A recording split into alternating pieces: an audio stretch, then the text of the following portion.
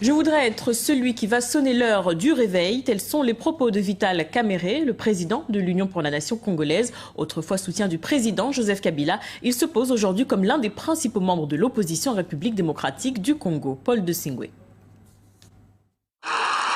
Il était l'un des plus fidèles alliés du président congolais Joseph Kabila, mais aujourd'hui tout les sépare. De la mouvance présidentielle à l'opposition, il n'aura fallu qu'un pas à Vital Kamerhe. Ce pas, il le franchit en 2010 et crée sa propre formation politique, l'UNC, l'Union pour la nation congolaise. Alors qu'il avait été le principal artisan de l'élection du président Joseph Kabila en 2006, il sera en 2011, lors de la présidentielle, l'un des adversaires les plus redoutables du chef de l'État. Le mariage de Vital Kamerhe avec Joseph Kabila, ce n'était pas sur base des sentiments, non. C'est parce que moi j'étais convaincu que nous regardions dans la même direction, que nous avions la même idée du Congo. Avec Joseph Kabila, nous avons eu des divergences fondamentales. Et moi, je voudrais être celui qui va sonner l'heure du réveil pour que cet éléphant marche. Désormais membre de l'opposition, Vital Kamerhe participe à tous les combats politiques dans son pays. Il s'oppose aux élections un tour et s'oppose également à la modification de la Constitution. Lorsque le président Joseph Kabila initie les concertations nationales en République démocratique du Congo, une fois de plus, Vital Kamerhe et son parti l'UNC boycottent cette initiative. Nous avons maintenu la ligne qui avait été définie par l'ensemble de l'opposition. Après que le président Kabila ait rendu public son ordonnance du 26 juin dernier, convoqua les dites concertations, nous avons analysé minutieusement cette ordonnance et nous avons vu qu'elle ne respectait ni la lettre ni l'esprit de l'accord-cadre d'Addis Abeba du 26 février 2013 qu'il avait lui-même signé, qui n'a pas respecté, cette ordonnance n'a pas respecté la résolution 2098. Si en 4 ans, Vital Kamerhe a réussi à s'affirmer au sein de l'opposition congolaise, reste à rassembler l'opposition autour de sa candidature en 2016. Une initiative qui s'annonce difficile car l'économiste de 55 ans ne sera pas seul en liste, il devra affronter d'autres candidats tout aussi redoutables que lui. Nous recevons sur ce plateau Vital Kamerhe, leader de l'Union pour la nation congolaise. Soyez le bienvenu. Merci. Alors avant d'évoquer le positionnement de l'UNC pour les prochaines élections, revenons sur un fait d'actualité, l'expulsion des Congolais de Brazzaville et d'Angola.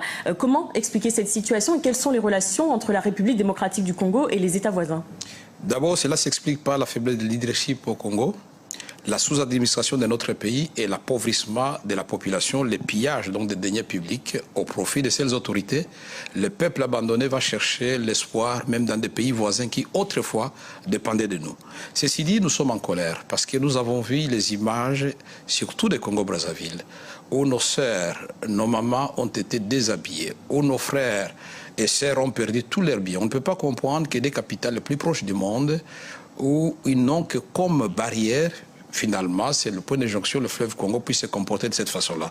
Ce qui m'énerve le plus, c'est que les autorités congolaises sont restées aphones. Aucune réaction de la part du président de la République, aucun message à la nation, ni de compassion, ni de protestation. On devait rappeler notre ambassadeur, on devait momentanément geler les relations diplomatiques pour que, au niveau de l'État, des deux gouvernements, les gens s'expliquent et trouvent un bon départ.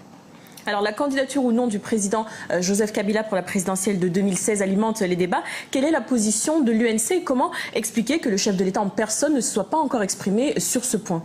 La position de l'UNC est légaliste. Notre constitution est claire. Aucun président de la République ne fera plus de 2 mandats. C'est 2 mandats et ça se termine. Au niveau de la majorité présidentielle, il y a une certaine cacophonie. Il y en a qui disent qu'il ne va pas se présenter, il y en a qui disent qu'il va se présenter, et lui-même, il ne dit rien. Il faut qu'il parle lui-même et qu'il fixe l'opinion.